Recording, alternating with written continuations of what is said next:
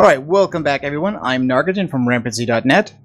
And I'm Blackstar, and here we are. We're going to be covering several different things involving the Destiny 2 gameplay reveal just put out by Bungie on Twitch about their new upcoming game that everyone is in anxious anticipation for. Yeah, now we're going to be talking mostly about PvP, which means I'm going to be talking about stuff that's on the screen, and Blackstar will be giving an opinion because I don't play enough PvP to have an opinion. And then we're going to try to change that in the future, but I can't say I'm going to be successful. No, and we'll talk a bit about subclasses and abilities and supers and stuff that's, affects PvP and PvE. We know that Bungie kind of tries to keep the modes in sync most of the time. I think for simplistic sake, yeah, they try to keep the balancing uniform across all the game types. Okay, and it will be in the show notes, but these are screen captures from several different videos put up by people who attended the event. We have Gunslinger Hunter PvP footage by Luminosity Plays. Ooh. Dawnblade Warlock play by LuCKyy and Buttwipe. Oh yeah, gotta love them. Striker Titan play by Enraged Cinema. And then some of the information that we're going to be talking about, although not the actual footage, some is from Dawnblade Warlock footage by Patrick Casey, Gunslinger Hunted footage by Datto, and Striker Titan play by Blessious. So there's no video by them in here, but some of the information we're going to talk about is mentioned by them, and I viewed those videos while researching this one, so I thought I would mention it. Yeah, there's tons of videos that we've been cherry picking items and pieces, parts of. So we're just going to be grabbing some stills and talking about exactly what we're seeing and give our feelings and thoughts about them. Right. Okay. So the first thing to notice really is just looking over here at the player list. Everything is 4x4 now, which means every map's going to have 8 players on it, and no more and no less, assuming the game is full. What do you think about that? Well, I'm sure for networking balancing reasons, that was definitely a plus on several regards. A lot of people, including myself, have been in several situations over the past years where we wanted to bring 4 people into things and couldn't do it. Or we'd have 2 people and we'd have to get matchmaking together, and you end up with a rando that doesn't stay or doesn't stick with you. Patrols and strikes, I think, are still going to be 3. So this isn't a change to a fire team size. It's no. This is PvP stuff. So, that being said, Trials being the big thing that has been one of the major motivators for a lot of the PvP players out there is now also going to be 4v4. So you're going to have confirmed? 8 total. It is, in fact, actually. Okay. Yeah, that is going to be a thing. Trials is going to be 4v4, not 3v3. I saw that being speculated. And apparently the name is also changing too. It is not going to be Trials of Osiris anymore. This is going to be Trials of the Nine.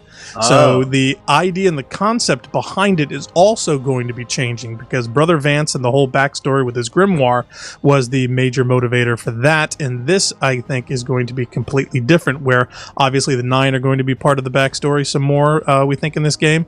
And now that Trials is going to be involving them, the design of it also, I think, is going to slightly change. So that could be reflective of the addition of the 4th player in that as well. Okay, so Trials of Osiris has 3, and Trials of the Nine has 4. 4 plus 3 is 7, not 9, so I still don't get it. Anyway, we also have some cool new ships here. I mean, we've got 2 ships in the background. These kind of look like ships from No Man's Sky, almost. Well, you know what's this funny? One with the back-swept wings is also neat. Well, forward swept actually, but yeah, it's definitely right. an interesting design. I'm not a super fan of the colors. It looks kind of something from an Italian sports car or an Alfa Romeo. Mm-hmm. I'm definitely liking that they've got new ships. I can't say I've been a fan of any of the ships in Destiny 1 except some of the Phaeton class and a few others. Sponsored by Dynaco. This one this one in the back left kind of looks like some of the ships we are already used to. In fact, that kind of looks like the same ship design precursor to the Hawk that Holiday flies in the cutscene that we showed in the last video. Yeah. Yep. Okay, so anything else to say about this slide? Well, no. Other than the world is upside down, so yeah, they've decided to change the position of the camera from the top to the bottom. It's just to make the orbit screens look different, I think. Big change. I'm wondering if they're going to be doing a lot of that with the other planets too, because now there are 4 new planets to go through. I'm wondering if they're thinking about adding... Earth is there as part of the 4, so... They say 4, and I was going to give them the benefit of the doubt, but... no, I flipped out and said, wait a minute, Earth, we've already been there. So yeah, that was kind of a cop-out. So there are technically 3 new worlds we're going to, and a new place in the 4th, which is Earth. Right. But the positional location on where the fly-throughs, I'm wondering what the other planet's going to be like as well. But the other ships, the purple and white ones, I got a big flashback from Cowboy Bebop, actually, believe it or not. Oh, okay. Yeah. That's one of the first things I thought of when I saw that. But phase ship looks like that one? Is that one you mean? Yeah. So looking forward to new ship designs. That is definitely something I'm happy about. But as far as the next slide, what else do we have to continue on with this? Weapons. Now, so the primary slot has been replaced by a kinetic slot that's going to have the old primary weapon types. So here we see a pulse rifle and an auto rifle, and it will also have hand cannons and scout rifles. But none of them will have any elemental damage on them. So that's one change. Kind of a bummer, in my opinion. We also see a new, what appears to be a new perk down here, adaptive, which when we were rehearsing this video yesterday, I called that out as what I thought was a BS perk. What I've read is that this is speculated that this is a stability perk. I don't know why it doesn't ever use the word stability, but especially since this other perk below it does mention stability. Because they have to change it, I mean, the engineers, they love to change things. So obviously, for whatever reason, they renamed it something else. And here, rate of fire is now a number, rounds per minute, rather than a bar. Yeah, I sort of like that, but to be honest, a bar with the number in it would have been helpful too, because that way at least the bar would have been a quick reference as far as comparing it to something else, as opposed to the number where it's like, okay, well, this is 450 and this is 352 and this is 900 and this is 875 and there's not an obvious scale there. And but I do appreciate the numbers in there now. And none of the perk charts for the weapons were visible because people couldn't get into those, so we don't know what those look like. And it also still does appear that each weapon has got an item description that has got a little bit of lore in it, but the grimoire seems like it's being taken out. But there's going to be other lore accessible in the game somehow. We don't really know how. Right. Okay. So pulse and an auto. Next. Scout rifle. Also rounds per minute here. Also high impact, and this seems like it's. Is that like, I mean, that's a little bit different. It's not quite explosive rounds. It's not quite armor-piercing rounds, but it might be similar to armor-piercing rounds? It doesn't say anything. It says high damage, but it doesn't say anything about penetration. Yeah, I'm not sure how they're going to be quantifying it in the new one, so obviously that, too, is another comparative increase. Either it's supposed to mean that either explosive or skip or, any of the other round types we're going to be doing slightly, more damage for whatever reason, either directly on the target or an area around it or what have you. So high impact, that definitely is going to be a perk of some kind, whether or not or how much of an impact it has. Datto's going to have to quantify it. So eventually, I'm sure a lot of people are going to be testing these up the wazoo. And the moment we do, we'll find out exactly whether that's a good thing or a bad thing. Yeah. Okay, and over here, there's been a change here. Here where we used to see intellect, strength, and discipline. Now we're seeing finally the things that the things that used to be only in the subclass chart are now here, which is armor, agility, and recovery. Yay! I'm sorry, I'm thrilled at this particular change. I was never a big fan of the original delineation. It made no sense to me why they had to reference it as something else. Why didn't they simply call it, what it was? It's like grenades and melee and super and whatnot. Why do they have to name it something else? They still could have called it that, but they haven't. They could have called it Huey, Dewey, and Louie for all. It's totally clear. And also, it's we armor, have agility, and recovery, which is what it should be. So Glimmer, I'm thrilled. And then something else. And our other currency is marks, but this doesn't look like marks. This almost looks like etheric energy or... No. That was actually etheric dust, from what I understand. Okay. And that is going to be another currency. To be honest, I'm not thrilled about. I think fewer currencies are better. I wish they would simply pick one. And to be honest, I really hope that they either remove or increase some of the financial caps, the artificial limiters that they do on things, because I'm sure that they have reasons for it, but there are so many negatives where if you are not keeping up on certain aspects of it and you start getting in new things or breaking down things, you're not getting what you should. You know, if you don't clear out space in your account to free up what you break down or add, you're not getting those items. And to me, that's a negative thing. But I love the armor, agility, and recovery. Right. I love that it's tied directly to the gear. And so that way, when you highlight the gear, you can actually see how much or what is adding to it. And there's a simple number. It's like 1 through 10. Yay. I'm thrilled at that. I think that's great. I don't know if the symbols are necessary or how much those are going to be referenced in other locations, so you need to identify with those icons. But just the fact that they said, hey, let's simplify this, let's make it what it is, and let it tie to the gear, that's great. I think other things, I hope they tie to the character, like reloading speed or training with certain weapons or other aspects of perks. That would be nice. But the fact that they went so far as to do this, I'm very happy about. Okay. And I guess it makes sense that the Cabal invasion has collapsed the Vanguard mark as a negotiable currency, because the guys are all leaving the tower. I guess nobody takes Vanguard marks anymore, so that would make sense, I guess. Probably not. Well, now that they're out in the woods, I'm wondering exactly what are they going to be trading at all. So here's a hand cannon as well, Better Devils. It also has the adaptive perk, and projectiles create an area effect detonation. So I guess that's kind of like maybe armor, not armor piercing, but explosive rounds. Yeah. Why they don't call them that, I have no idea. But yeah, and it's another thing. I wish the way that they did the armor, agility, and recovery numbers, I wish they also had adaptive explosive rounds or other perk numbers, so you could say, hey, this gives projectiles a fair area of effect on impact of 2 meters, of a meter, of 20 meters. Give me something quantifiable, or something that I can say that this perk is better than that perk, or this gives me, a sturdy rating of 4 as opposed to this one, which is a sturdy rating of 2. There are so many hidden numbers that people have to put on flow charts and Excel spreadsheets.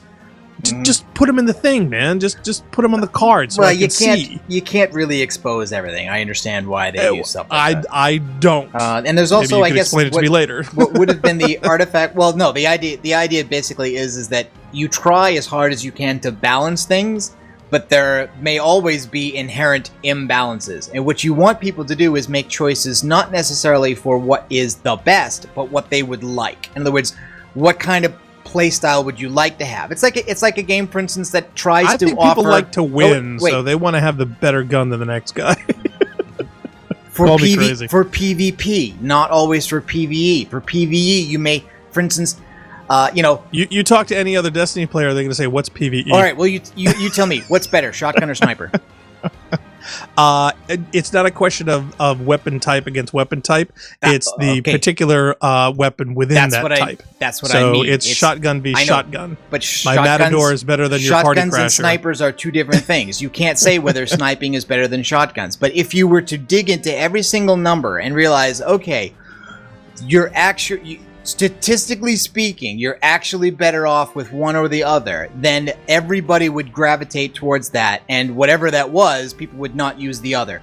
So some of your called Matador 64. Some of your stats you may want to have hidden. Now, of course, that doesn't prevent people from reaching their own conclusions, even without any data. Oh no, hidden numbers. It's not. It has nothing to do with reaching own conclusions. People quantify these numbers so that you can download the Excel spreadsheet, so you know exactly what those hidden perks are. So my point is, people are going to do it anyway. Why make it hard? Just put it in there. That way I can tell that this Matador 64 is better than the other Matador 64 because this hidden perk is a +4 and the other one is only a +1. That's my point. So now we move on to the new slot, the energy slot, which is in place of the old special slot. And this has some new weapons, like the submachine gun here that's doing solar damage. Yes, I'm really looking forward to that particular one. I saw a gameplay of that, and that I think that one's by Amalon, and that really appealed to me. I thought that was really cool looking. So. And also includes elemental versions of primary weapons. So you have auto rifles, scout rifles, hand cannons in this slot. What you do not have in this slot are shotguns, fusions, and snipers, because they've been moved to the next slot. To the power one. Right, so here you have a solar hand cannon. So in one sense, actually, this change means the end of elemental primaries, because the primary slot is now kinetic, but it also could mean you might even be getting more elemental versions of primary weapon types, right? Because for the energy type, a solar hand cannon or a solar scout in Destiny 1 is a rare thing, right? But elemental versions of fusions and snipers are all over the place. So I don't know how I feel about that quite yet. I'll have to actually play the game at some point. I never understood why elementals on things was such a problem or such a balancing issue or whatnot. It's not a PvP issue that I'm aware of. No, it's a PvE issue, and I think it goes around strike playlists and the Nightfall strike, because I think the idea is that two of the ways to make a thing harder or more interesting are the burns and a modifier like match game. Yeah, I love the burns. In fact, and that's why I loved loading out everything with every burn weapon in all categories. Right. I think that was it. What happened really is that they started adding the burns to strikes, and what happened was that once people had a couple of elemental primaries, the burns actually were making things easier rather than harder. Right. And that was why you started to see fewer Nightfalls with burns. You'd see stuff like Trickle, Match Game, stuff like that. So now I think they're going to be able to use burns to make things harder, because they know that I don't want it harder. I want it easier. I want my guns to actually work better. At least, and that's one of the things I like burns for. One of your slots is not going to be doing elemental damage at all. So the only 2 out of 3 are going to be working for you when you have a burn. Well, the biggest problem I have actually is now that the sniper and shotgun and grenade launcher and rocket launcher and all that other stuff, they've all been relegated to now the power slot. That being the sniper whore that I am not happy at all. Okay, so sidearms are also belonging in the energy slot with the other stuff. And yes, now we see the sniper. This is a solar sniper, Copperhead 4SN, magazine of 6. Nice to see snipers with magazine of 6. Yeah, hopefully that is a thing and that is back, but at the same time, an ammo reserve perk besides. I have a feeling you're going to need that, because if heavy or power ammo now is going to be the thing that you're going to be popping like Pez, because the regular sniper whoring I'm used to doing is being able to grab a 16, 18, or 19 round clip for things and just go to town going to play, and now that's not going to be an option. You can't go to a primary and a sniper. You've got to use that as a heavy or a power weapon now. So no more rocket and sniper combinations. Nope. And if you switch ammo and lose it every time, that means you've got a choice where you're either got to use a sniper or have to use a shotgun or use a rocket launcher. You can't use one of each, and that I'm not a fan of. That to me is limiting. That to me is it seems like they goofing it. Added grenade launchers as a power weapon type and taken away. Yeah, that reminds me of the brute shot. It seems like they've taken away heavy machine guns now, because there are exotic auto rifles and there are submachine guns now, but it doesn't seem like there's a heavy machine gun that goes in the power slot anymore. Not yet, anyway. And if they have removed that, then that's kind of weird. And now shotguns. It seems like the idea of the power slot is any weapon that has a relatively small hit kill potential. Yeah, small magazine and lots of damage per shot. Well, the magazine, I think, is my biggest complaint, because if they're going to be bringing the ammo down so much, especially in PvE environments where you go through ammo like, yeah, but at least again, I mean, this is a shotgun with 8, where you've got shotguns in the game in Destiny 1 that are 6, but 5, 4, even 3. If you pop a power ammo and you get 8 rounds, not 8 in the mag and 60 in reserve, you get 8. Right. And the same thing with your sniper. If you get 6 rounds as opposed to 6 in the mag and 12 in reserve, you get. But it also seems like, and we'll see a little bit later when we look at captures from the game itself, though, it seems like there are more places to get power ammo, and it comes more often, at least in the game type we saw. Maybe, but only for the one other thing player. is, also does it auto load, and B, they haven't seen, or we haven't seen yet anyway, their examples of how ammunition reserves are going to be handled. Yeah. How many will you be able to hold? How many can you actually trigger at any time? Is there also going to be that 5-minute cooldown every time you want to use it? Which I never quite understood. That made no sense to me. Yeah. So, how that all ends up equating into environments and gameplay, that's going to be an unknown, but I have a feeling that the changes and the limiting factors in certain circumstances are not going to be fun. You're going to feel like either you're constantly waiting to get a heavy, or you're constantly having to switch to lower effective weapons, and that's going to make enemies feel bullet spongy. That's my fear. That's my worry. In the PvP environment, I don't think it's going to be that big of a deal. Everyone's going to be camping heavy anyway, and the rounds are so bloody quick, you're only going to have 1 or 2 chances to get it anyway. Right, for the mode we're looking at now anyway, which is the countdown mode. Sorry, so I don't see that being that big in that. It is going to cut down on sniper and shotgun whoring. I think all the one-kill weapons. Rockets only being 1. I think the rocket launcher that we did actually see was only 1. That shotgun definitely seemed effective. I don't know what the range comparison would be. It definitely seemed to be a one-hit kill weapon like they used to be. So that also is going to be a big thing. But also having a choice of either that or a rocket launcher or a sniper. I think the sniper choice and the shotgun toss-up, I think more PvP players are going to gravitate towards the shotgun, simply because people are going to be running and gunning and popping around corners. And unless the maps are larger that can take advantage of the snipers, that also being a power weapon, or the equivalent of what Icebreaker, or what the new great snipers are going to be, that being a power weapon where you have to choose between 1 or 2, that's going to be a tough choice for some people. You may have to balance out teams where one's going to shotgun and one's going to snipe, because that kind of map control is important. And because it used to be in the secondary slot, it's now in your power slot.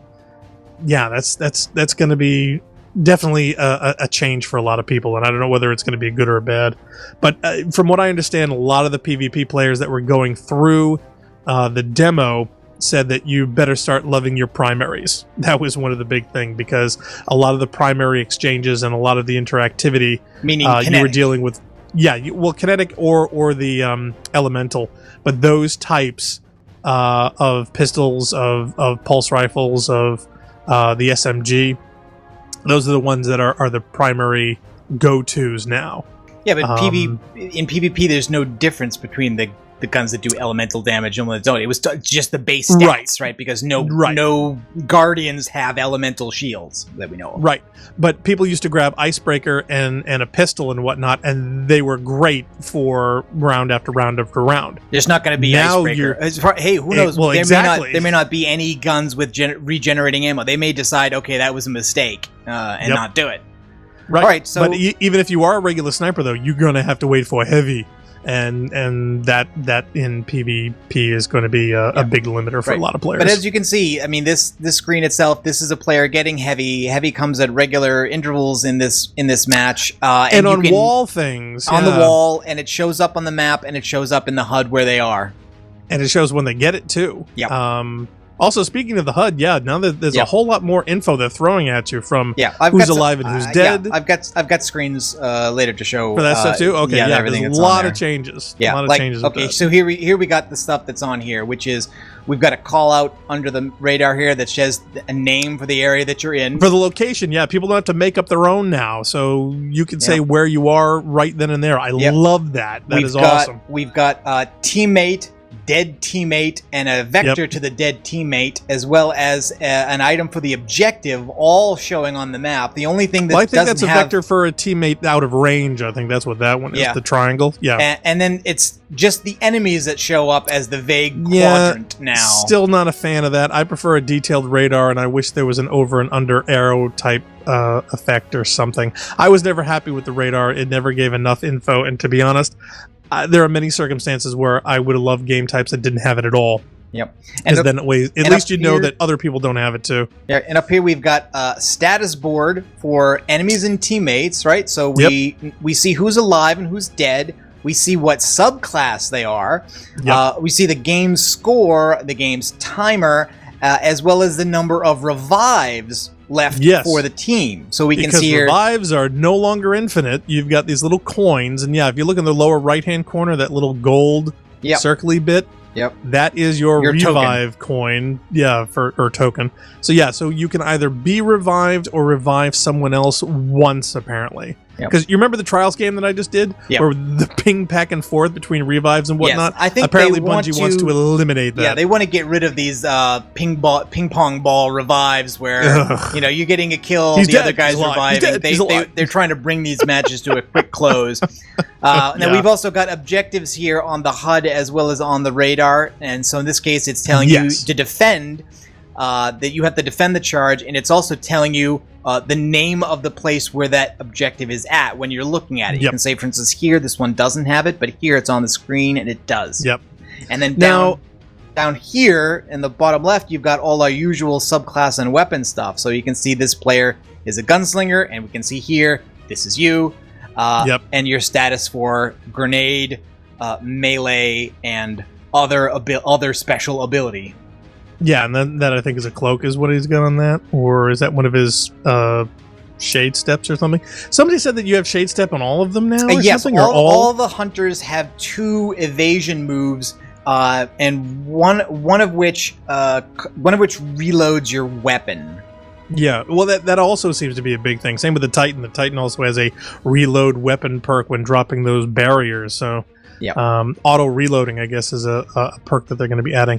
I got a question for you. How do you like the iconography on that? Because to be honest, I like that it's there, but there's just something about it, especially with certain the backgrounds, that makes it difficult to read or identify. It's all very busy, and actually when we get to the subclass charts, I'll talk about areas where I can easily see how they're trying to make things easier to navigate, but they're running into some problems where there just really isn't, or they haven't yet come up with, some really good iconography that tells you what a thing is unless you already know. Like, you have to know, like, the grenade, that's very simple. The golden gun, very simple. Even if you weren't a Destiny player, you could kind of get an idea what those mean.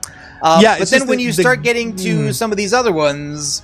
they're not quite as clear, but just the style in and of itself, I can't say I'm a fan. And because the background, there's no black or shade or enough contrast on it to really see it, especially in brighter, high-moving environments that some of the maps were.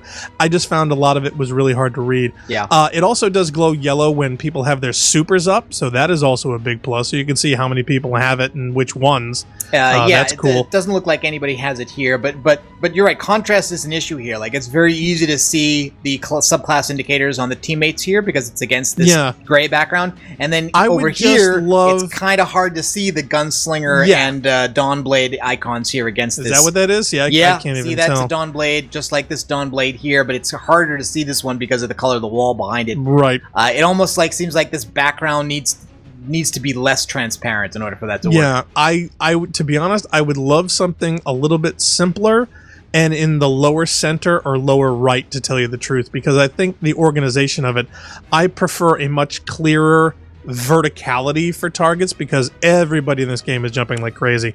And when I'm looking through icons and whatnot for either distance targets or jumping targets and whatnot, I find it a little distracting or difficult. I would much rather have it on the lower third of the graphic personally. So I know that probably would never be an option, but it would be neat if you did have that kind of control, that you did say, hey, if I don't want to see that, I can just turn that part of the HUD off, or if I want to change the location around it, I can do that too. That would be kind of nice. Yeah. Okay, so on the next screen, we can see how some of these things go away. Like, for instance, most of this goes away when you zoom. All we've got left here is just the icon that indicates the game type we're playing.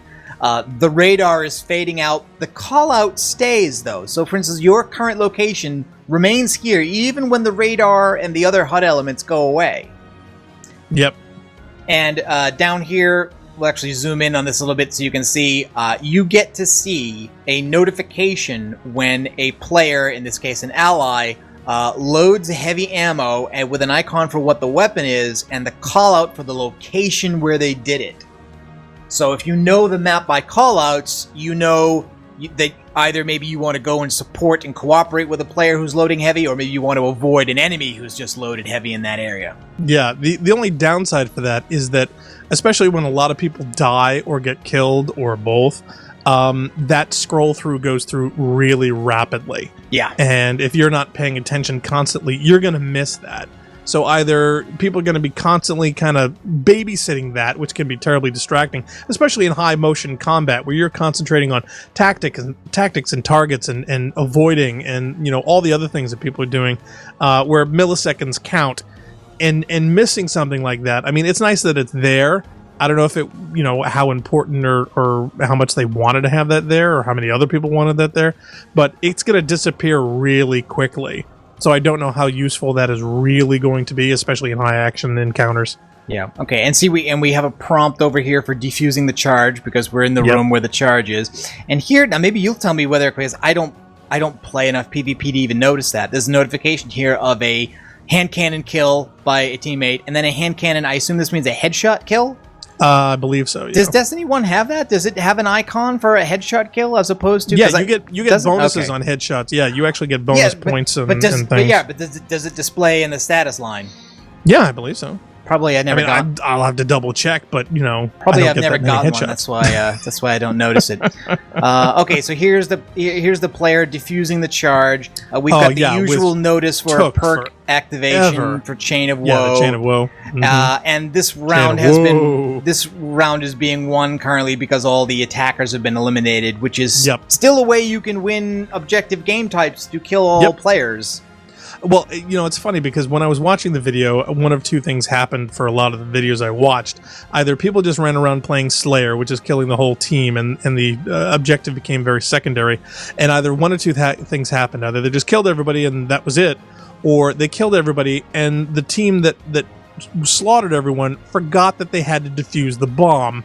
And what was really hysterical is I literally watched one video where someone was standing right next to it and was too busy looking through menu, playing with his guns, doing a little dance or whatever, and then the bomb went off, killed him and his buddies, and they lost against a team that was already dead. So that just tells me that a lot of focus on that, especially for the new stuff, either they weren't thinking of this as far as the objective game type and they're just, you know, hung up on their Slayer gameplay, or they were just too distracted by being interested in other things to either think about it or care. So and also this particular game type, I saw a major discrepancy in the time required to set the bomb, which took a couple of seconds. Yeah, the arm versus disarm. Defusing it took forever. I mean, I think the countdown was around 10 seconds plus. I mean, it seemed to take forever. It was like forever and a day. And I would kind of equate that tantamount to in Capture the Flag, when you initially capture one, it's very, very quick. When you have to recapture one, you've got to defuse theirs, so their capture you have to eliminate, and then recapture it again, which effectively it takes twice as long as it was to capture it initially. I was never a fan of that. I always thought that they both should be even, because what happens 99 times out of 100, because the maps are so small, you end up killing someone, you go to capture the flag, and because it takes twice as long for you to take it again, by that time they've already respawned, run back to you, killed you, and they just recapture it again. Yep, and you have to be in the zone, which means the person you killed knows exactly where you are. Yep. And the maps knows you're going to be there for a while. Yeah. Oh, for a long while. For a very long while. So you literally have to kill them 2 or 3 times just to get one flag back. That's a good reason for making this excuse me. For making this asymmetrical, in the sense that one team is trying to capture and the other one is trying to defend. And so either side can win by playing Slayer unless the offensive team has already armed, in which case you have to disarm if you're defending in order to win.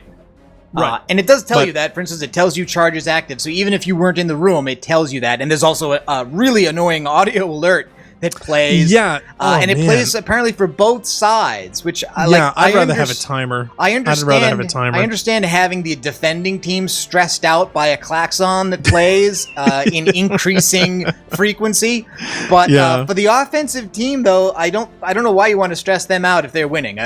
That bothers me a little bit. Well, obviously it's not loud enough because somebody wasn't paying attention when they heard it anyway. Okay. So this just underscores again. This person is zooming in their weapon. Their radar is completely gone, but the call out still stays. He's this an alley. Just to show that. Yeah, you're in the alley. Alley shady. Okay, this is just some more UI elements here again. This is on screen showing where the revive is, which also shows up in the radar, and also the objective with an instruction saying your objective is here. You're supposed to defuse. It's in the rugs, and this one for heavy ammo with a timer. Explosive rugs. Yeah. Actually, it's funny. I'm surprised that they don't have on the revive icon the name of the player that you have to revive, because now with the token system where you've got either to get a friend up or yourself up only once, I think tactically for a lot of players, especially carries and trials, it's going to be very, very important to get up people who are the best on your team, or have a particular weapon that you need on your team, or a particular skill set on your team, or a particular super on your team. I don't think I have a capture of it though, but I think this is just showing that there's a teammate off the screen. I think if you turn, there's two there. I can see. I think if you turn it on the screen, I think it displays the name. I could be wrong. Oh, okay. I could be wrong about that. Well, I'm just thinking of like on the orb itself, because that could be tactically important at certain times, and I think a lot of players are know. I think if you were facing the direction, it would show you. But yes, it doesn't show on the map; it just shows the X, and it doesn't show when it's off screen. It just shows that there's a revive in that direction. Yeah, I would just love the name on the actual orb floating in space right there. And this one shows you the enemy action as well, because here we're saying an opposing team has set the charge. Set the charge, yep. And again, shows you the direction, and you can actually see the little thing popping up here as well. So you got a lot of indications about where the objective is and what the objective status is. I don't think there'd be any confusion, really. It's kind of obvious. In fact, I was waiting at some point for when the charges went off. It's like, terrorists win. I mean, there was a very big Counter-Strike vibe I got when this was first coming up. So, yeah, that's something that I think a lot of people were having fun with. Yeah, but a lot of information there. It'd be interesting to see what kind of assistive options there are in terms of announcements. I could maybe even see people wanting, especially if you're playing a game with randos and not a fire team, and so maybe you're not in the team chat. Maybe it would be better if the game actually spoke this to you, so you didn't have to read it. I mean, maybe it would be too constant. I don't know. Maybe they could get Windows and Cortana to spout it out. For all the Xbox players. I'm not sure what the equivalent of the PS4 is, though. I'm sure they must have one. But yeah, I could see where that could be annoying really quick, or unless there was some kind of a setting to say or announce only certain info. Yeah. Well, I think but no, I get the concept that might be good. Certain stuff, especially for hard of hearing people. Announced by Shax. I'm pretty Shax, I think, announces when the charge has been set by the opposing team. And he just doesn't. He is just as verbose as ever. Right. He just doesn't tell you where or who. Not that it's who isn't really anything important, useful. But yeah. Okay, and again here we got defend. It's telling you not just what to do, but where, and shows defend the visually. Market. Yeah. He's getting his butter and a gallon of milk. Okay. Don't forget the loaf of bread. Yeah, so this is a dead player. It also says, for instance, who's killed you. Yeah, somebody's being really punny there with Matt Damon.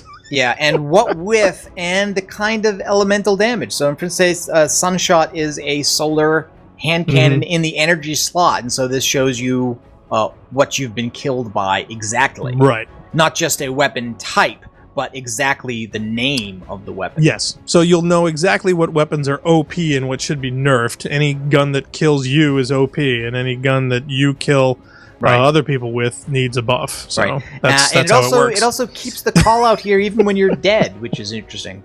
Yes, you died at the market. Oh, and here, Spicy Rum. Yay! I was wondering, because he never quite said that it's an actual shop or a kiosk or what. Probably not. Probably not. Okay, kind of here I pointed this out because there's subtitles for Shax now, which I don't some think... people had it turned on, which was kind of interesting. But it's funny you point that out, because I wouldn't have put the arrow at the end of the sentence. I would have put the one at the beginning. Because see the problem that it's overlapping here? The weapons? You're colliding. You've got collisions there. I kind of wish that the scaling on those you could set it up so it doesn't collide with the on-screen graphics. And I think it's because two different systems, they're not taking each other into account. I don't think that the lower thirds people, whoever controls that or whatnot, or where that's being maintained. That could be an Xbox thing. I don't know if it's game specific. Well, I think a lot of people are just going to put stuff the way they normally put their face cams, which is sometimes like on the left or right where the weapon model is. Yeah, right. It's just that, I just wish the text you could set that up in either a box or a location so it wouldn't collide with anything. I do like that it's lower third rather than top third. That's one thing I didn't like about Mass Effect and Andromeda, is they put the text at the top too high. There's still a lot of stuff in the top third, all of this enemy and stuff, and also your objective is up there. Yeah, so it's good that they don't put that there. I like that it's the lower third is being used for that. I just wish it didn't collide with other graphics. Okay. It's a nitpick, but this is more of a gameplay than a UI thing. This was a sequence where we saw a player tried to pull out a sniper to combat an oncoming charging player with a submachine gun, and so we're just pointing out right there. Here's the head of the guy he's trying to hit, who's going to kill him, and this is his sniper reticle. So he's really being hit by kickback. The SMG, he's getting pummeled, and that is completely putting that out of any type of range on his head. So you can completely shatter some sniper's expectations on you with that SMG. So keep that in mind, ladies and germs. That is a thing. Yeah. So that's how that ends. This player's been killed by the solar machine gun Phosphorus MG4. Yep. Looking forward to playing I always thought that snipers kind of ought to be heavier in general. That their time to aim ought to be long. They ought to handle poorly. Yeah, they use them as quick snipe scope shotguns, point blank, 20 feet away type of guns, and that's not what a sniper is or what it's for. So I never liked it being used that way. Yep. So the fact that you can stagger them incredibly with those is a pretty good thing, I think. Okay, Striker Titans now have a roaming super. Yes, they turned into Sonic the Hedgehog. Fist of Havoc is now a roaming super where you can use it multiple times. Yes, it's now called Fist of Tantrum, and that means that you can slam multiples every time you find somebody running around a corner that you want to beat up. It looks terribly comical, and I think a lot of joke videos are going to be coming from that. Yeah, you look like a little electric freight train going, running around, and it is hysterical to watch. It's a very dramatic thing in Destiny 1 to see a striker come in and do this one massive dramatic smash that wipes out a room. And you're right, it is kind of comical when you do it, and then you get up and multiple times. And then you get up and you do it again. Yep. It's kind of like, weird. No, I'm not eating my vegetables. No, I don't want to do my homework. No, I'm sorry. It looks hysterical. Yeah. It looks like a little kid who's having a temper tantrum and is spazzing out electrically. Yeah, I have to agree. Okay, and the Solar Warlock Dawnblade now basically has a... So here, Warlocks weren't OP enough. Now we're going to take the hammer away from the Titan and give it to him in a sharp blade type format. Yep, and you can see as they run this backward and forward, the projectile actually starts out vertical, parallel with the sword surface, and then it rotates as it flies out to be something more like Destiny 1's exotic arc sword projectile, which was always horizontal. Yep. Now, it is pretty cool, but I have heard from the PvP crowd that it is easy to dodge. From what I understand and for what they say, it is actually pretty slow, especially compared to the hammer. Or to other projectile weapons.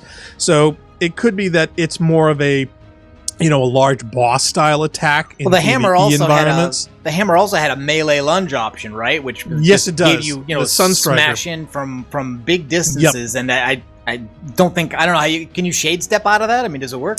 I haven't seen many people do it, to tell you the truth, but I have some people jump out of it, and because of the way the collisions work and the attraction works, sometimes the attraction is out of range. I actually have seen a Trials game where one Titan was going from another Titan, and they jumped up in a certain way where the lunge didn't quite get them, and then the other Titan, because now he was in range, was able to lunge back and kill him, and it was terribly disappointing.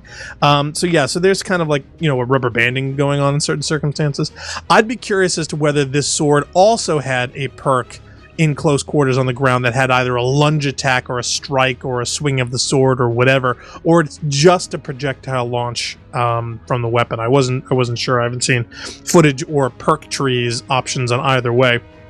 So okay, and next up is a Golden Gun, and Golden Gun now has kind of two variations. It has the old 3-shot variation that is kind of a roaming super that has a certain amount of time that lets you use it, but then you can increase the number of shots to 6. While reducing the amount of time you have. Now, obviously in a 4x4 PvP mode, there's no point in having 6. So that may just be like a 3-shot is PvP mode and 6-shot is PvE mode, where I gotta admit, sometimes... Well, the question is it a one-hit kill? Because I've seen some stuff where people look like they were getting hit by it but didn't die. No, I think it's one shot. I did not certainly hope so. Anybody not die. I think the idea is that they want people to use the supers more often, and in PvE, a lot of times, you would maybe not use it if it felt like, well, they're just garbage enemies. Like, there's no point in my proccing it in order to hit a crowd. But if I could get 6 shots, that's like, oh, okay, fine. I can take out 6 ads with it. It's worth doing. I just got to do it quickly, so they got to be grouped well. I just think that they're gravitating all the supers to roaming supers, to where it is not a single point of use in a one particular area, environment, or one particular target. I think they want to make sure that people with roaming supers can counter with other roaming supers, or use the supers on the team as opposed to a single player. So that, I think they're kind of modding and tweaking a lot of the supers to behave that particular way. Yeah, I think that's specifically Titan versus Warlock on Arc, whereas the Arc Warlock's attack is really powerful, lasts a long time, allows you to roam and move at a good speed, and the Striker was kind of pitiful compared to that. Where, if everyone was standing in the same exact spot, you could slam a room and clear them out, but those are few and far between, unless you're on tiny maps or areas where everyone's gathering together. Okay. So. And you can see, basically, this player has used 3 consecutive golden guns and killed 3 players. So it doesn't look like anybody was able to survive it there. Okay, that's good. Next up, we've got... abilities. We've got another part of the perk tree that we'll get to showing you that are certain special abilities, and the Titan has 2 options for barriers for the Striker Titan. So this gives the Striker Titan, which used to be the offensive subclass, a defensive ability. I can either have a full height wall that you hide behind that blocks projectiles, but not enemies. Enemies can walk through this.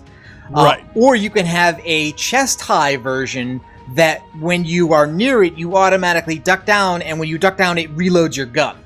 Right. Now, this I can totally see that they got the inspiration from this from Overwatch. I think I told you in another video that I got kind of a big Overwatch impression from the PvP here. But the big giant wall I do love. In fact, I see a bunch of different opportunities where that would be quite useful. There are certain circumstances, especially with the flying and the jumping, that a lot of the players go where it would be negated. So maybe in a smaller room or an indoor environment where people can't jump over it or launch over it. But to be honest, I think I heard somebody actually communicate to another player that a lot of people were using this not in the ideal way, which was that they were using this as a barrier in front of a target directly in front of them, and they would peek out on it. Where supposedly the idea of this barrier was you would dump this behind you while you're engaging someone in front. Therefore, you couldn't get flanked or shot from the rear or the side while you're engaging someone else. So it would be far more useful, say, for blocking a hallway or blocking an area where you could potentially get flanked or targeted while you're trying to engage another target.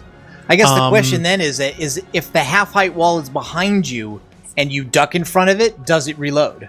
Well, I think it does, but the half height, unfortunately, the only videos I saw with a lot of people using the half height, they were getting shot in the head and killed quickly anyway. So the half height wall wasn't really doing very much for them. So I don't know whether they just weren't ducking low enough, whether the height of it wasn't scaled enough for their covering their heads, or what. I don't know the specifics of the circumstances, but all the half height deployments I saw, the Titan shortly there died. Mm-hmm. So I don't know how effective that or how much useful that will be. Okay. It could be highly situational. Speaking of Titans dying, we do have some footage here we saw of a Striker Titan using the multiple roaming Fist of Havoc, and this sequence, we know that if you were gonna let the electric freight train, if you're gonna let the Titan do it more often, it's gonna have to be less powerful. And so the thing we noticed here was this guy cast it a couple times at guys who seemed like they were pretty close, and ended up getting no kills out of it. None. In fact, to be honest, I think it's almost like a melee, or to be honest, I think the melee would be more effective in a lot of these circumstances than the slam. I think the slam is kind of a last-ditch effort, and I think you really have to be right next to someone. And again, with a lot of the flying and the jumping, I don't know if it has the same infinite height range that the other slam did, because that was one of the big reasons why that was so good, because it had a wide area. Yeah, it had a wide area, and no matter how high they tried to jump, as long as they were in that cylinder of damage, they were dead. It didn't matter how tall they went. The idea was they needed to get out of range of it. And if this range has been so reduced, that means that you've pretty much got to be in touching range when you actually slam the character to be effective, I think. But yeah, whether that's going to be a popular one, I don't know. I was disappointed that they didn't have a Spectre Titan, because that's the one I'm the most interested in seeing lately. Sentinel, right? Yeah, the Sentinel and whatnot. I'm sorry. It wasn't Spectre. It was the Sentinel Titan. Yes, Mass Effect. We were playing too much of that. The Captain America shield stuff and everything, that really looked cool, because it had both a defensive and an offensive attack. You could use it as a shield to protect, but you could also throw it. I thought that was wild when I saw that first, and I said, oh yeah, we got to play Captain America. So to be honest, I'm kind of torn as to what my main character, what I'm going to main for when D2 comes out. Are you going to transfer your characters, or are you going to start over? Well, see, to be honest, I initially want to start over from scratch, but I do like my female Titan. And I was kind of thinking of either carrying over, I don't know if you could carry over one, or if you have to carry them over them all, or whether you can just make some and start over from scratch, and you can get the same design and look. You could probably carry over them all and then just delete one, just like you can now. At any moment, you can delete one of your three characters. And since you're not going to have any gear at the beginning, it wouldn't matter. See, I was curious as to whether, if you did that, whether it would delete the old one too. So, no, I don't think so. I don't know how Destiny that works. 1 is going to remain separate. I mean, even now, I hope so. Even now on the 360 and the PS3, those characters still exist with separate inventory, because when Rise of Iron launched and it was only on the new consoles, if you took characters to play that, basically now you have two versions of your characters. You have a legacy version and a current version. I would assume that's how it worked, but there's always details that make the decision. So I wasn't So sure of that. If you import your characters into Destiny 2, then presumably you would then have three versions of your characters. Two in Destiny 1, one per platform, and then the new one as well. And then I guess PC is going to be totally separate anyhow. I don't think there's going to be any cross saves, any cross compatibility, any cross play, or any stuff like that. Yeah, we definitely don't need any crossplay. Okay, another change you pointed out was to the Titan grenade, right? So now that if we roll this through, this thing's got a timer where it kind of zooms the circle in, the circle in, this comes down to a point, and then blows. Then it detonates. Yeah, apparently the lightning grenade of old from D1, when you threw it and it hit the wall, it immediately deployed out an electrical charge. And I think a lot of complaints with that is that because of the way the geometry and the world worked, a lot of the times that those lightnings would either penetrate or damage things supposedly through geometry and walls to hit players that they thought they were protected from. And I think it's because this one had a cone of damage that went out in a certain radius that you couldn't see. The lightning seemed to spark randomly within that cone, and regardless of where the lightning was going, if you were in that cone of damage potential, you were getting hit. And I think a lot of players didn't like that. They thought that they were safe when they weren't, and they didn't feel that was a good depiction of how that grenade should work. Well, here Bungie apparently has changed it, so where the cone animation, when you deploy it, it actually starts as kind of like a laser light show, it looked kind of laser Floyd, where it starts out in the wide cone and then gravitates to a single beam in the middle and then deploys, and you actually see jets of electricity and energy deployed within that cone environment. So it's almost like the void grenade that the cone style one that the hunters have, or like the trip mine, but with a timer instead of the proximity trigger. Yes. So for that, I think, and because it's delayed now, it's not instant the moment it hits the wall. There is some time for people to escape if they suddenly see it actually smacked onto there. Because that's another thing.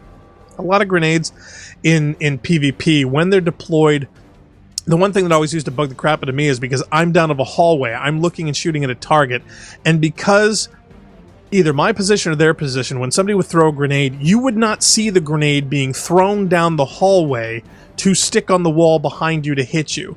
You just walk up to someone and he's already thrown a grenade, but you haven't seen any of the animation. You don't know where it's coming from. And next thing you know, there's a grenade on the wall that's hitting you in the back that's killed you. And that was always kind of annoying, and I think here they're trying to get away from that, where there's animations and depictions of those far more clearly as far as where they are and when they're going to be dangerous. All right, so now we'll show a little bit what happens at the end of some of these countdown matches. We watched this one player, defend the charge against 3 consecutive opponents who all rushed him separately, one after the other, at the charge.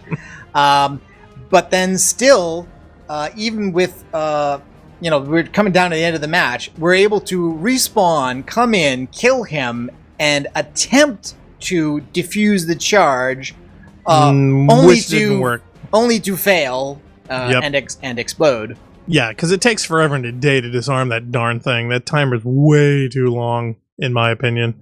The arming is practically instant, and the disarming is forever and a day, and I think they need to change those. I mean, the arming time seemed fine. The disarming time should be, I don't know, maybe 4 seconds, 5 seconds tops. That it almost seemed much longer than that in the videos I saw. I'd have to go through and actually time it to see that, but sitting there watching the videos, especially with the pressure of all the things going on, it felt like forever. I mean, it seriously was taking too long, in my opinion. Okay. So, but again, everything's subject to change. It could get completely worse. We don't know. Yeah. Now, we also talked here about the scoring, because they've, for this mode at least, they've combined kills and assists into opponents defeated. Yeah. And they've got separate charts arm and disarm, as well as damage. Uh-huh.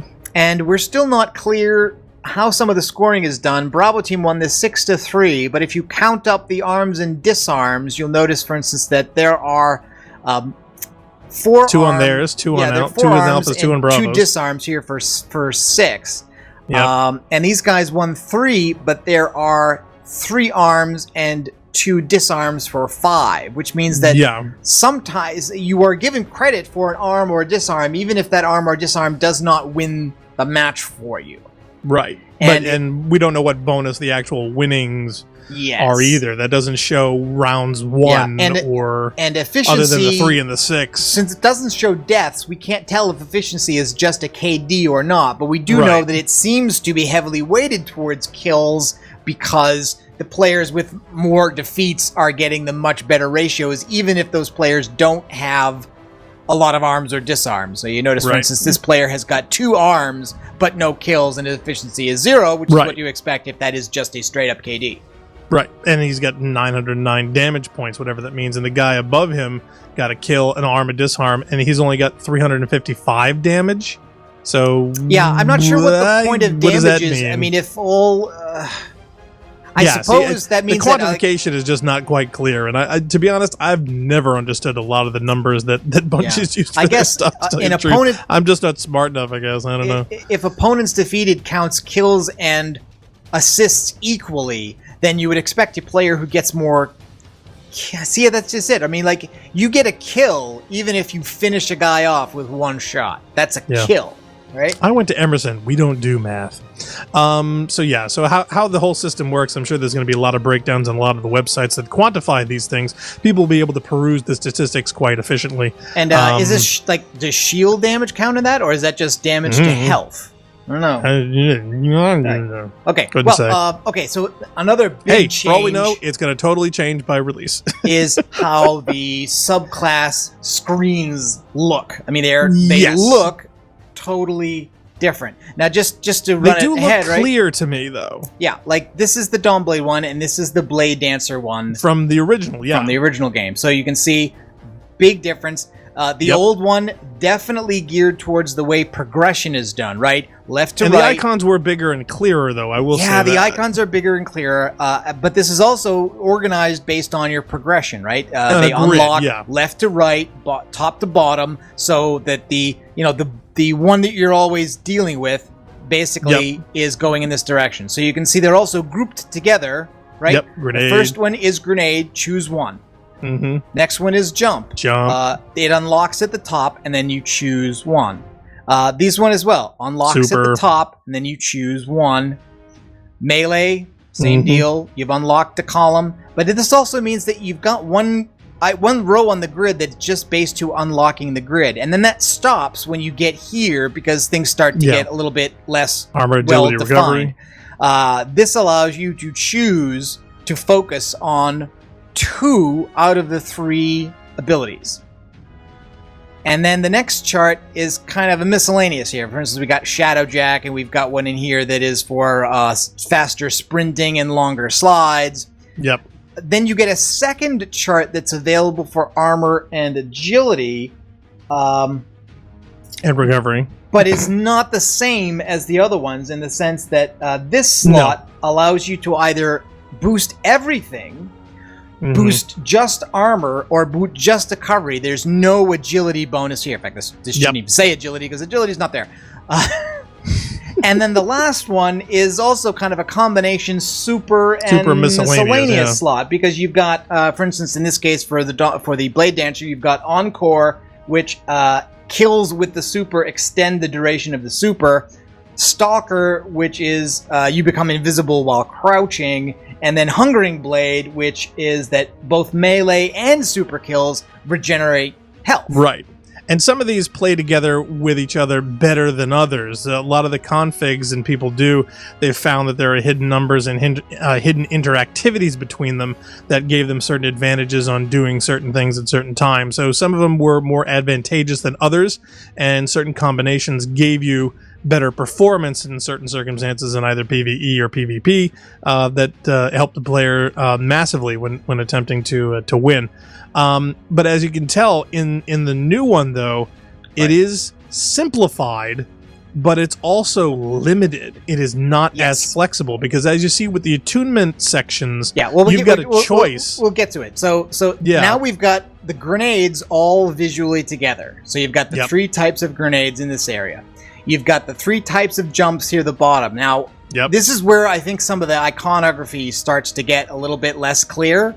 Well, it's from the old stuff, but it doesn't have any text to highlight it. It's not clear. No, there is. When you mouse over it, you get the text. Tell you. When you mouse over it, you get the text, but it's not clear from these icons. Like, this is extra control, but it's not clear from that's extra control. Yeah, how do you say extra control in an icon? And then on the left, you've got the choice between the 2 variations of the subclass ability. For the Dawnblade Warlock, this is one is a healing, and the other one's a damage. Yeah, so you get a damage buff rift or a healing rift. So you're adding to the Warlock something very similar to what you would have on a Bubble Titan, where you can either give everybody blessing or weapons. Weapons, yeah. And then over here, you've got these attunement groups, which are 4 things that go together. And you can see down here what I've done is that it generally seems like they're arranged this way. It is super you've jump, got move, melee, jump, super, and then something regarding movement, either an agility buff or some other kind of special move.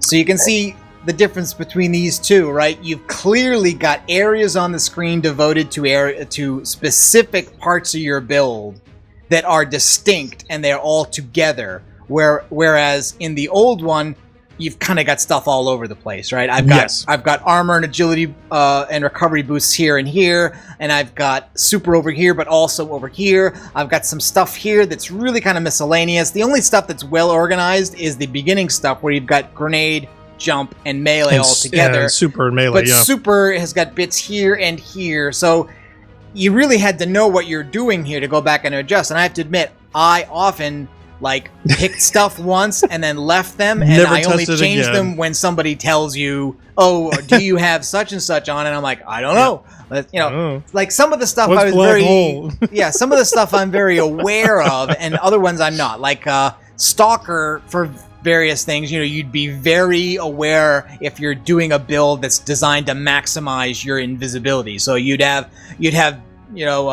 Don't Touch Me on. You'd want to get invisibility when you melee something, invisibility when somebody melees you, invisibility when you crouch, invisibility when you super, you know, all of this kind of stuff. But a lot of the rest of the time, you might not know exactly what all your options are. And so I think this is designed to make it easy to change a build that's already optimized, maybe not for being the best, but for things that go together, and also to force you to make trade-offs instead of trying to min-max by playing with 8 sliders and choosing 3 options for 8 options and getting a very precise thing. Right. Well, this is definitely clearer than the original. It's far more straightforward. Graphically, it's easier to follow, I think. One caveat I would say is that single line in between the attunements and the main section, I would love them to half that distance. That just seems... Yeah, well, why is that as far away as it is? Okay, I don't understand that graphically. Now, we only see 2 attunements here, and it's interesting that they use maybe there's another in the middle? I don't know. Or maybe there will be, just like there were 2 subclasses for each class in Destiny 1 at the start, and then they added a 3rd one. I also find it interesting that they use the same word here that they used for artifacts. Does this mean that will this be associated with an artifact, or does that mean that artifacts will be gone and replaced by something else? Maybe you need an artifact to use it or to achieve it. Maybe. But anyway, one thing that I didn't like is you have to pick a group. And they did confirm that. Because people were like, well, maybe it's just so that you can choose this group easily, but then you could deactivate and activate them individually if you wanted, and they say, no, these go together. So basically what you have is you have a class and then a subclass, and then each of these is a sub-class. So this Attunement of Sky is a Dawnblade subclass. Yeah, that seems very limiting to me over the flexibility of the original. Spelling errors, you got here an ability... Hey, this was probably typed by me, so they're going to fix those, I'm sure. But you're talking to a guy who's dyslexic and can't spell and can't type. So yeah, that's the hat trick of inability to communicate. So you've got here Igniting Touch, a melee ability that ignites enemies and causes them to explode. Phoenix Dive, which is a jump alteration, I guess, where basically you quickly descend and I saw people trying to do that. It's like a ground pound that regenerates health, which is kind of the opposite of what you expect a ground pound to do. Well, everybody that I saw try to do that, they just died anyway. Really? I didn't see that. I thought they were always doing it in the strike when you jump down the hole. Is it basically you could use it kind of like just before you have another encounter to regen your health. You would use if you had a triple jump, you would do your last jump just before you land, so you wouldn't take damage. So this case, it just accelerates your fall, and that also stops you from taking damage. I saw people floating in the air using their guns, and then when they started taking damage, they triggered that, and on their way down, they were still getting shot, or they didn't reach cover fast enough, or they passed cover enough fast enough that the damage then registered, and then they died when they hit the ground. It was weird. It was almost like they were shot out of the sky. Okay. So... and then this one basically says that while Daybreak is active, Descend causes explosive damage where you land. So it kind of gives you a Striker Titan-like slam to use when you do this move. Yeah. And then Risen Angel, which is the thing you hold in place and hovers there so that you can basically get better damage out of your throwing swords by aiming more accurately. A bellicose helmet for free. And to be honest, I actually did see somebody doing that, where somebody was coming around a corner and they were looking around for the target and they couldn't find them, and they were floating so high in the air above them, pelting them from above. You could tell that they were getting really ticked off, and they end up dying doing that. So that is going to be a really sneaky technique, because a lot of people do that anyway. You know, they hover around corners and wait for people to peek or come running around, and then they pounce on them. So I think that's going to be a very, very popular tactic in the upcoming PvP environment. All right. Okay. So then grenades, we've got a firebolt grenade, which is the usual thing. Which from also Destiny I 1. think is going to be more popular because that is an area of effect around corners, and because now grenades are not an insta-hit kill, stickies I think are going to be much less popular or not used quite as much. What's the justification for a grenade that sticks to a person not killing them? I kind of got a tough time with that. They are loathed, and basically in the PvP environment, they think it's a no skill kill. It's basically people just throw them around, or they use weapons and equipment that gives them double. It is that because I had a recent match, and I'm terrible at PvP, and I would say, I got like the majority of the few kills I got were sticky grenade kills. A lot of them kill trades, PvP people hate that. So the simple fact that people put on equipment to get 2 of them, they simply run around sticking the... Well, of course you are, because you're not the greatest player. Maybe the auto aim should be reduced. Like, in other words, I should be able to miss stickies because the magnetism seems to be fairly high on getting a throw. It's huge. These stickies literally make left-handed, right-hand round corner turns on targets to stick to people. Yeah. You should see some of the videos and stuff. It drives PvPers crazy. But if you get up behind a guy and it's in a straight line and you make the throw and it sticks, I think the person should die. The idea that you survive. Yeah, but the other thing is people throw them blindly across maps. What they do is they pop out a door, throw it. They basically have their arm available. They throw their arm just far enough to get the grenade out. You don't even see their head or their body, so there's no chance for the target to retaliate or try to blind them or something, and they just get stuck and they just sit around waiting. They're dead. People are so terrible at sticky grenades. They will just throw them blindly and they'll end up wasting out entire teams without making any kind of effort or even aiming on them whatsoever. And the good ones who can psychically stick people. I've gotten some psychic sticks where somebody's coming around a corner. How long it takes to get down the hallway, and you time your thing accordingly so that by the time the person comes around the corner, they're walking into your grenade that's already in the air. I've done that myself, and it is terrible when you're on the receiving end of that. So I totally sympathize with the sticky stuff. Stickies can be OP, and because of the shotgun nerf, stickies became a real big important counter along with sidearms. That became the meta as far as gameplay goes. So stickies, the way that they work now, where it's not an instant kill, you're gonna have to clean up with your primary now. Yeah, but I think is going to be a happy addition. If it's too easy to get a stick, they should make it harder to get a stick. But if you've gotten a stick, it should kill. And the vast majority out there would disagree. That's like saying I should be able to survive a shotgun round to the face because shotguns are OP. Shotguns. Well, in certain circumstances, shotguns were in fact OP. I never understood why they had to be that way. I never understood why shotguns couldn't be a 2-shot kill, one for shield, one for health. That to me was logical. But a lot of shotguns were all point blank, single shot, single kill weapons. And I think that's why when Bungie realized that, when they crunched the numbers, that's why they moved shotguns over to the power weapons thing and limited the ammo and said, hey, 1-hit kill weapons are going to be in this category now. And that's logical. That makes sense to me. Except for the sniper, though. I mean, the snipers and the ammo and whatnot I sort of get, but the gameplay in PvP and PvE, snipers are far more versatile and a lot of times aren't one-hit kill weapons.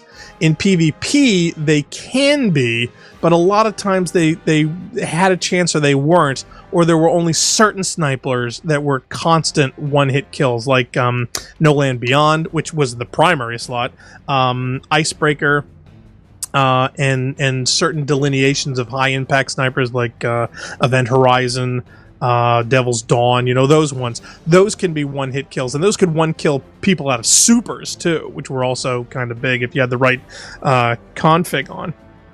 But they didn't have the same prevalence or problems that a lot of the shotgunners did, because you could Titan skate and you could just Warlock skate and you could just run around corners and shotgun melee, especially the Warlocks. Warlocks can shotgun melee on close-quartered maps, and there's nothing you can do about it. There's no response, there's no defense, and that's when sticky grenades, I think, really started coming into play for that. Okay, and so here, the two rifts. We already talked about this, but the two kinds of rifts are the healing rift that continuously heals Odin's size and applies to not just you, but also to your teammates. Yes, and when you're full, you get an overshield too. That's another big thing. So that, I think, is going to be very popular. Or increases the attack power. So that's, again, kind of like what a Bubble Titan has. Yeah, that I think is going to be less popular because you're still going to be exposed. Because I think when you're going toe-to-toe to someone, you want to have more health than the other guy. And with a health and an overshield, if you are empowered enough, I think that one is going to be the default that people go to. I think somebody's going to have to do a test of people standing in an empowering rift, shooting at people seeing how long in it takes a healing rift damage with the same weapons and do the same kinds of hits and see, is that equal or is one more effective than the other? Datto's got his work cut out for him. Probably. And here's the jumping at the bottom. Again, a controlled glide. Nothing about that symbol really says control to me. And unfortunately, this player didn't get what the other two are. This one kind of looks like it might be increased height. This one? Yeah, well, you can compare it with the old ones. Yeah. That was both, obviously. It's two of the icons combined. but apparently, whichever one that actually gives you a boost of speed forward are being removed so that Warlock and Titan skating are now gone. Are no longer a thing, and I think that was a major thing that people noticed it, where people were complaining that PvP felt slow. And no, I don't think it felt slow. I think your skating days are just over. Yeah, and you've got to run around like everybody else. Feels slower. Still a lot of jumping. And everyone's going to Quake Bunny it up. This screen I just threw in at the last because it's got all of your HUD elements on it. Oh my god! Plus a bunch of different particle effects and supers and weapon effects and all kinds of stuff, and pretty much just chaos everywhere. Yes, welcome to the epileptic fit environment, because that's going to be a thing. There's so much of it. In fact, I don't know if you saw any of the PvE stuff with the strike. They've got these massive sparks and particle effects that look like we'll talk about that. Fireworks too. So, ugh. Yeah, we'll be looking. We'll look at some PvE screenshots later at some point. This was all. It's both PvP and PvE stuff, but all taken from PvP footage. And again, the links to the people who were doing that play is in the video description. In the comments down below. So, thanks very much for watching, and we'll see you next time with more stuff about Destiny 2. Yes, thank you very much. Remember, we want 4 billion likes, and don't forget to like and subscribe, and Twitter, and retweet, and FaceSpace all of our videos to all of your friends, sisters, uncles, cousins, and former roommates. Thanks for watching, and we'll catch you all next time. No, don't do that. No, nobody should do that.